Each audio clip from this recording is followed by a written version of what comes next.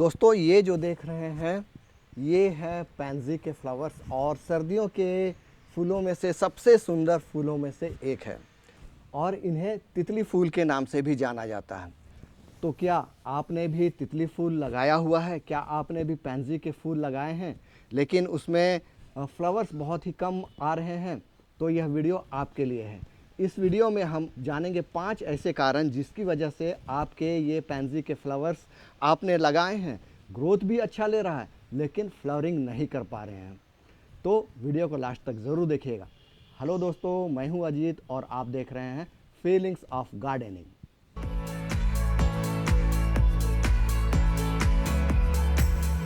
सबसे पहले आप इसका पैटर्न देखिए। सभी जो फूल हैं एक अलग कलर के हैं और एक एक पैटर्न लिए हुए हैं। दोस्तों इस पैंजी के फूल में आपको कई तरह के शेड्स देखने को मिलेंगे। येलो, रेड, पिंक, बैंगनी, वाइट, जिस भी कलर का आप नाम ले लीजिए उस कलर में आपको ये पैंजी के फूल देखने को मिलेंगे। इसमें 5 पेटल्स होते हैं और यही इसका यूनिक फीचर होता है। ये देखिए, ये नीचे एक ये पेटल है, साइड में एक और एक ये 2, ये टोटल 3 पेटल्स हो गए और एक ये 4 और ये पीछे एक और है, ये है 5 पेटल्स। देखिए पैंजीज को ना आप सीड से भी ग्रो कर सकते हैं और नर्सरी से इसके छोटे सीडलिंग्स पौध ला करके भी लगा सकते हैं। तो इसके ग्रोथ को मैं 2 स्टेजेस में बांटता हूँ और उस पर अलग तरीके से ध्यान देता हूँ। सबसे पहला, जबकि यह ग्रोइंग स्टेज में है, तो जब यह ग्रोइंग स्टेज में है, इस समय जब इसमें कलियाँ आनी शुरू नहीं हुई हैं और उसको जब हम गमले में लगाते हैं तो उस समय इसे फुल डे का सनलाइट इसे मिल जाए तो वो बहुत ही अच्छा ग्रोथ लेता है। उसके बाद जब एक बार ग्रोथ लेने के बाद यह इसमें कलियाँ आने लगती हैं, फ्लावर्स बनने लगते हैं, तब इसे ऐसी जगह शिफ्ट कर दीजिए जहां इसे सुबह के 4 से 6 घंटों की धूप मिल सके।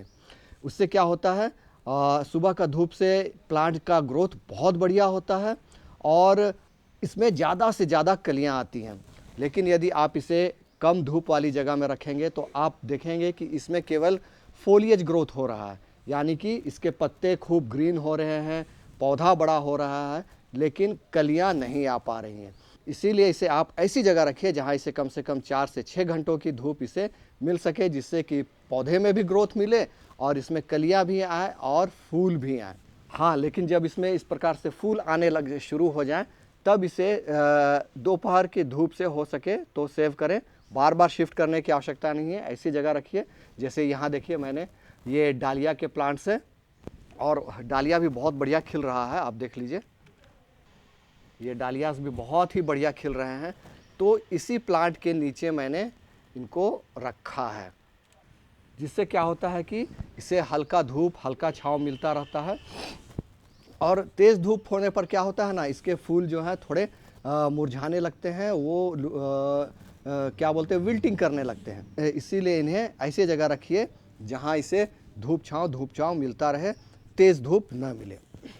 दूसरा पॉइंट, और यह बहुत ही इम्पॉर्टेंट पॉइंट है, और वो है वाटरिंग का। इसमें आप वाटरिंग का ख़ास ध्यान रखिए, क्योंकि इसमें यदि ओवर वाटरिंग हो जाए तो इसके जो जड़ें होती हैं, बहुत शैलो जड़ें होती हैं, वह जो है सड़ने लगती हैं। और वो आपको कैसे पता चलेगा कि इसके गमले में ओवर वाटरिंग हो रहा है और पौधे उसको सह नहीं पा रहे हैं? उसके लिए मेरे पास एक प्लांट है, मैं दिखा देता हूँ।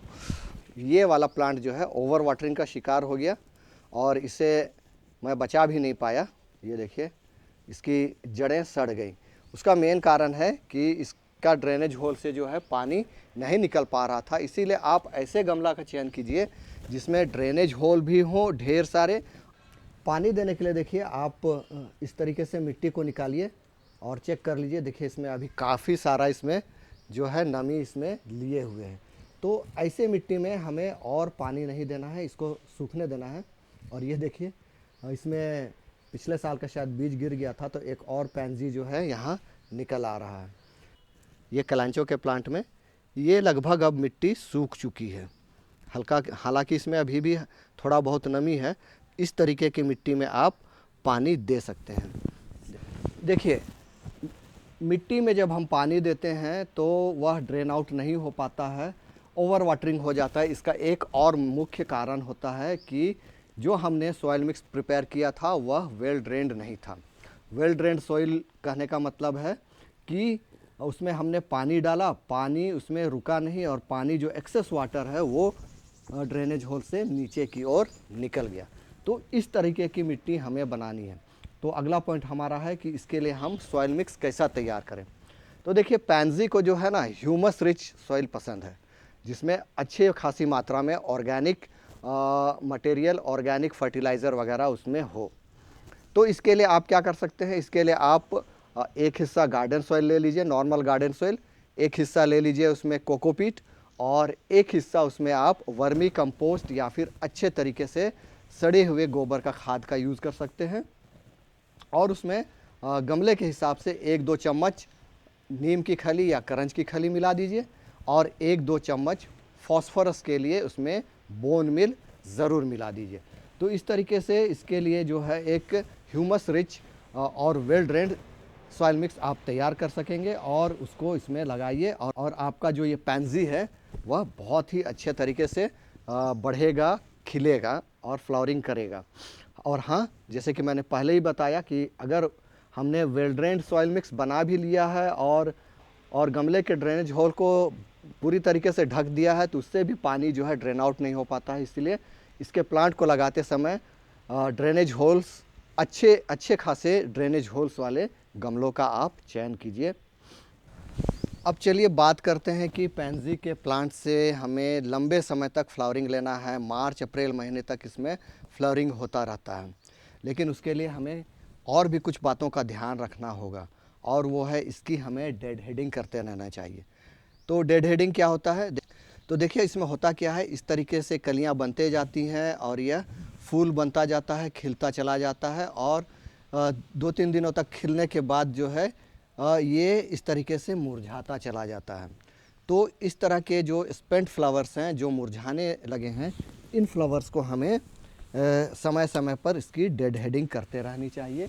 इसको जो है हमें काट करके हटा देना चाहिए। ये देखिए, ये वाला जो है अब स्पेंट हो गया है। तो इस तरीके के फूल को देखिए स्पेंट हो चुका है, ये मुरझा भी रहा है। तो इस तरीके के फ्लावर्स को हमें काट करके हटाते रहना है, और यदि इसको हम नहीं हटाएंगे तो प्लांट क्या करेगा, इसमें बीज बनाना शुरू कर देगा, और अपना एनर्जी जो है बीज बनाने में लगाना शुरू कर देगा, और वह कम कलियां निकालेगा। इसलिए इस तरीके से आप इसकी डेड हेडिंग करते रहिए, और आप देखेंगे कि मार्च अप्रैल महीने तक इसमें फ्लावरिंग आप पाते रहेंगे, और प्लांट का भी ग्रोथ होता रहेगा, और जो है पूरा गमला भरता चला जाएगा। तो फ्रेंड्स, जैसे जैसे प्लांट ग्रोथ लेता जाएगा, कलियां आते जाएंगी, फ्लावर्स या प्रोड्यूस करता जाएगा, फूल खिलते जाएंगे, उसी हिसाब से इन प्लांट्स को खाना की भी आवश्यकता होगी, यानी फर्टिलाइज़र्स की। तो अब हम बात करते हैं इनके लिए फर्टिलाइज़र्स की। लेकिन उससे पहले आपसे एक रिक्वेस्ट है, यदि वीडियो आपको थोड़ा बहुत भी हेल्पफुल लग रहा है तो एक लाइक ज़रूर कर दीजिए, और यदि आप चैनल में फर्स्ट टाइम विज़िट कर रहे हैं तो चैनल को सब्सक्राइब ज़रूर कर लीजिएगा, ताकि जब भी मैं इस तरह की वीडियोस डालूं उसका नोटिफिकेशंस आपको मिलता रहे। तो चलिए अब बात कर लेते हैं इसको इनके लिए फर्टिलाइज़र्स की। तो देखिए, इन प्लांट्स को जो है ना बहुत अधिक फर्टिलाइज़र्स की आवश्यकता नहीं है, क्योंकि शुरुआत में ही इसमें हमने अच्छी खासी मात्रा में वर्मी कंपोस्ट या फिर गोबर की खाद और बोन मील वगैरह मिलाया हुआ था। तो इसे बहुत अधिक फर्टिलाइज़र की आवश्यकता नहीं होती, या बहुत अधिक फर्टिलाइज़र का डिमांड भी नहीं करता है।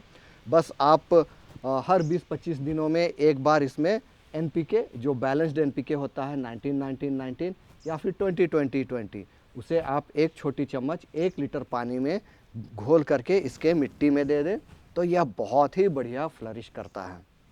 इसके अलावे आप इसमें महीने में एक बार मस्टर्ड केक का लिक्विड फर्टिलाइज़र दे दीजिए, वह भी इसके लिए बहुत ही बढ़िया काम करता है। इसके अलावे दोस्तों आप ये दे सकते हैं, यह है सीविड फर्टिलाइज़र, जो कि ग्रैन्यूल फॉर्म में है। इसका लिक्विड फॉर्म भी आता है। तो इसका लगभग आप 10-12 दाने आप इसके चारों ओर दे दीजिए, इस तरीके से दे दीजिए, और मिट्टी की हल्की हल्की गुड़ाई करके इसमें पानी दे दीजिए। हाँ, लेकिन जब भी आप फर्टिलाइज़ करें तो इस बात का ज़रूर ध्यान रखें कि मिट्टी पूरी तरह से गीली ना हो, सूखी हो, जिससे कि इसमें ओवर वाटरिंग का खतरा ना रहे, और जो फर्टिलाइज़र हम दे रहे हैं उसको प्लांट एब्जॉर्ब कर सके। तो ये हमने दे दिया पानी।